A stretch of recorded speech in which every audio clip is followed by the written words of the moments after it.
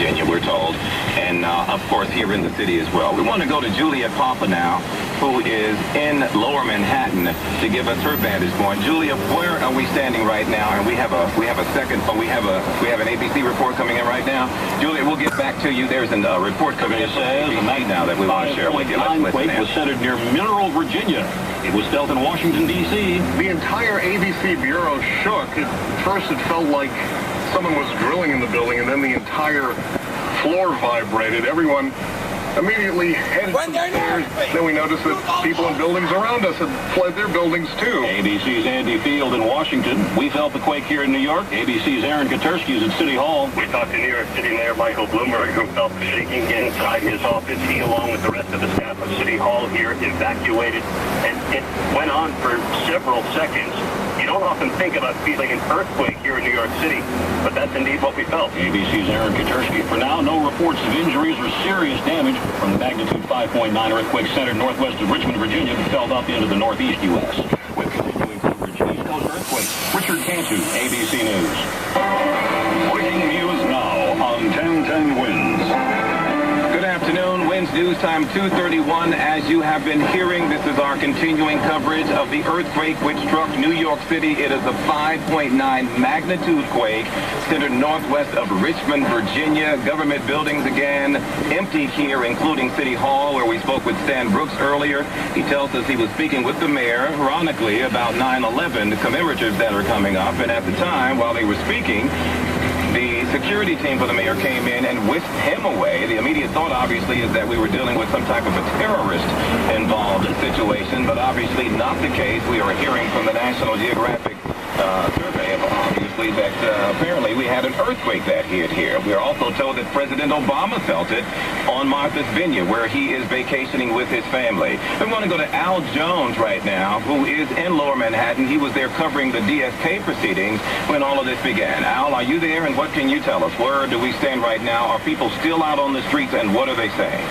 You know, really, right now I'm on Prince Street, and it kind of depends on I'm on Duane Street. It kind of depends on how tall your building is as to whether you've gone back inside. Most of the folks here are getting back to work. They're heading back into their buildings. But the Verizon building here, which looks to be, at a rough guess, well over 40 stories, nobody's in a real big hurry to get to those top floors right now.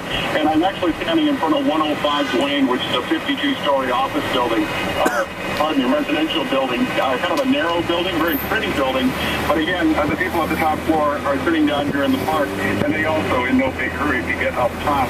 What happened was that when this earthquake started, and most people seem to agree it was somewhere between 20 and 30 seconds, it was kind of a rolling feeling. At first you felt like, maybe a big truck's going by, and then maybe the subway underneath you, and then it was a little more.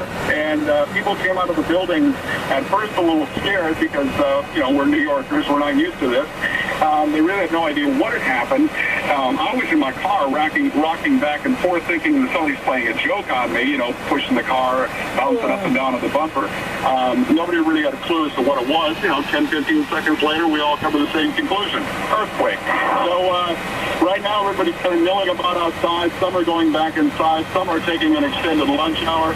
I talked to one guy who's saying he's done for the day. That's enough excitement for him. But for the most part now, everybody's kind of returning back to normal with a heck of a story to tell. All right, Al, from Lower Manhattan this afternoon. We want to check New Jersey now. We've not heard from that side of the Hudson this afternoon, where we understand that John Montone is on standby. John, are you there? What can you tell us? What are they seeing and feeling, and what are you hearing on that side?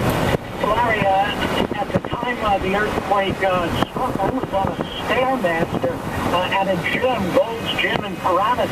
I did not feel a thing, but when I found out about it, I immediately, hurried up. I got out of the gym and headed out and started asking around. From what I've been able to find out, very localized here in North Jersey. My wife is out in Little Falls. Some people said they felt it out there.